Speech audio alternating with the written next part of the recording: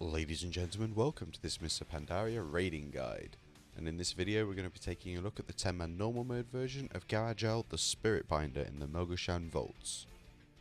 In order to complete this fight we use 2 tanks, 2 healers and 6 DPS.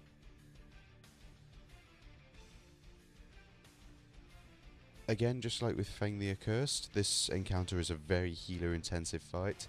However, you need to take 6 DPS unless you can take 5 and 3 healers, depending on how good they are, because the boss does have a hard enrage timer of 6 minutes, and at that point he'll just kill everybody. So this is something to bear in mind. First things first, as always, we are going to take a look at the list of abilities that this boss has, and then we're going to move on to take a look at the tactic and how you're inevitably going to kill him. The first main ability that this boss has is the Spirit Totems, and this is what is going to allow you to cross over into the spirit world, and you need to do this, otherwise your healers aren't going to be able to cope with the amount of damage, and you're not going to meet the enrage timer. The first ability for the Spirit Totem is called Crossover, and this is where the 3 nearest players within 6 yards of the totem will cross over to the spirit world when the totem is destroyed. This will leave you with 30% of your health when you do enter the spirit world, and you do need to take a healer with you. This is vital, so you can take 1 healer and 2 DPS, or 1 healer, 1 DPS, and we're going to talk about that later on. Now you need a healer because you need to get healed up. Obviously the only way to leave the spirit world is to be healed up to 100% health, and the spiritual innovation spell, well, ability of the boss, works by you being healed obviously, and as you get healed you gain a buff, and you need to maintain this buff throughout the fight in order to meet enrage timers. And this buff is called Spiritual Intervention, and this gives you an increase to your crit, your mastery, your haste.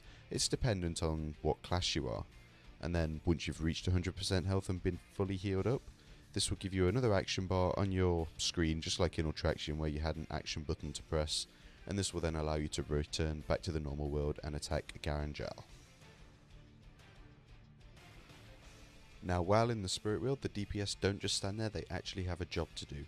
There will be these shadowy minions that spawn, and these have 2 abilities which will affect all of the players on the outer world, and this is Spiritual Grasp and Shadow Bolt, and these are just hard hitting damage dealing abilities, and in the Shadow Realm there will be 5 or 6 shadowy minions spawning. These will obviously become a lot easier to manage once you gain more of the Spiritual Innovation buff, and you're obviously dealing more damage as the encounter goes on. The next main ability that the boss has is called Voodoo Dolls, and this is where he will turn his current target and 2 other random players into Voodoo Dolls. And the players that are Voodoo Dolls that aren't the tank will take 70% of the damage that the tank is also taking. Now this ability hurts, full stop. If you watch carefully at the end of the, if you watch carefully at the video, then I do die at the end as I get Voodoo Doll on me because of the sheer amount of damage that is going on to the tanks. And obviously I'm a mage, squishy, healers can't really keep up with it unfortunately. Also, players that do have the Voodoo Doll debuff on them are unable to enter the spirit world, and this is something we're going to talk about later on. The next ability is a tank only ability, and goes by the name of Banishment. And this is where Gara'Jal will banish the current target, which is a tank, which is why you need 2 tanks in this fight, to the spirit world. And while in the spirit world, a Severer of Souls will attack him. Now, the Severer of Souls does not deal much damage, does not have much health. However, the tank is the only person that is able to kill him, and if he does not kill him within 30 seconds, the tank will die. Just straight up die, for no reason whatsoever.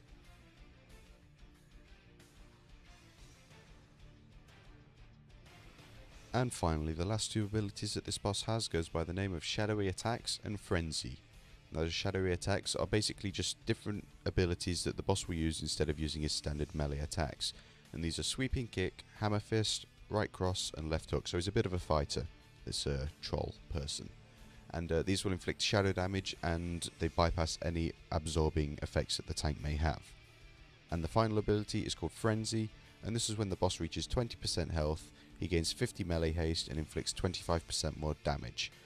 But when he does Frenzy, he will stop summoning the Spirit Totems. And now that we've gone through all of the abilities, we're going to take a look at the tactic for this boss, and hopefully how you're going to get a kill and a shiny achievement as well as epic loot.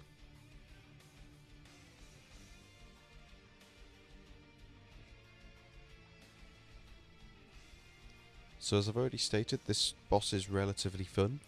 Very, very healer intensive fight, but it has some decent mechanics. The fights in Mr. Pandaria do have decent mechanics. Now you can see we have a marker on top of the boss, and this is because throughout the encounter, everyone's going to stack on top of the boss. We found this was best because the spirit totems spawn relatively close to the boss, and that means the healers and the DPS that are going down don't have to walk as far, which obviously means more uptime on the boss and more healing for the general raid. Now, this is where it gets fun. What we did is we assigned 2 people to go into the spirit world when the spirit totems spawned. Now we wanted 1 healer, obviously, and 1 DPS. But if the shadowy minions in the spirit world became too much to handle, the DPS would call for an extra DPS to go down. We only wanted the same DPS to go down so that he could build up more stacks, which means in the final 20% when the boss enrages, well mini enrages, he's able to burn down the boss along with time warp help, bloodlust help, and stuff like that. This means that the boss will die a lot faster, and hopefully you won't wipe in the final 20%, which is a ball ache.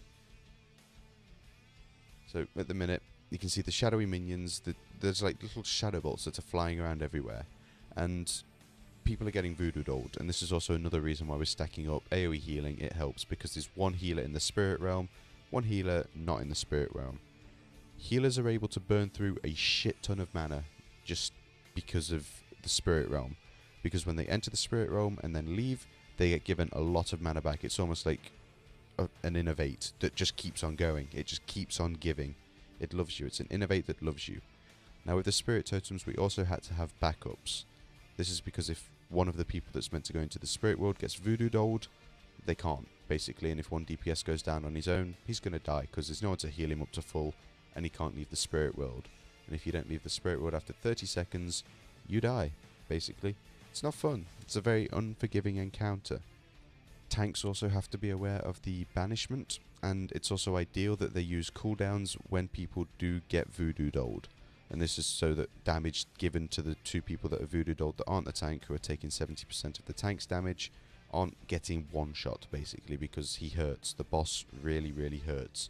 And like I've said at the end of the video, when he hits 20% and deals that extra damage, it pretty much one-shots me because I'm voodoo dolled. It's not fun. Also making sure you're aware of your positioning at all times, because the spirit totems can spawn quite close to the road, and you don't want to be one of the people that's too close and goes down, and then the main person's losing the buff. It just seems like a waste of time then. You might as well just wipe and start over. Other than those main abilities, it's just a matter of communicating with each other over Ventrilo, TeamSpeak, Mumble, those kinds of programs, or Skype if you're one of those raiding groups. Don't know how that works, but never mind. Because you need to know when people are voodoo dolled. You can't just rely on deadly boss mods or an add-on telling you. Actually speak to your raid. It helps, because if, like I've said, a DPS goes down, he's dead. It's 1 less DPS. The boss has a hard enrage timer of 6 minutes, and we've managed to only beat it by 30 seconds, I think. So come heroic mode, it's going to be really difficult to beat. But that is it. That is the whole encounter in a nutshell. It's fun. You'll enjoy it. Healers do need to be able to manage the amount of damage that does go out to the raid then, since 1 person will be healing effectively 8 people at one time. This is why AoE healing is brilliant for this fight. But that's it. That's this encounter done. So, as always, thank you for watching. And if you're interested in future Mr. Pandaria raiding guides, then please do feel free to subscribe to the channel. Also, if you want to see the kill video of this from our guild with Ventrilo recording, there will be a link to it in the description. Thank you for watching.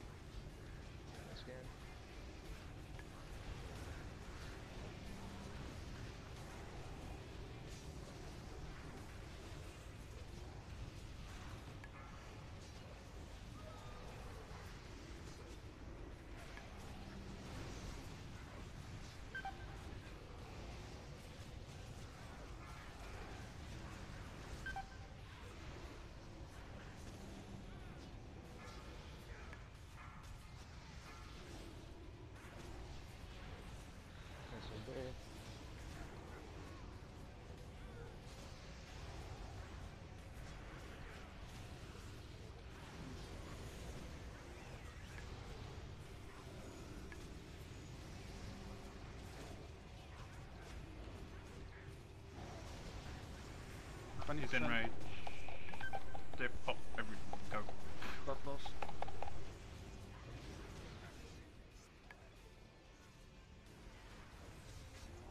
Have to rip me a new one.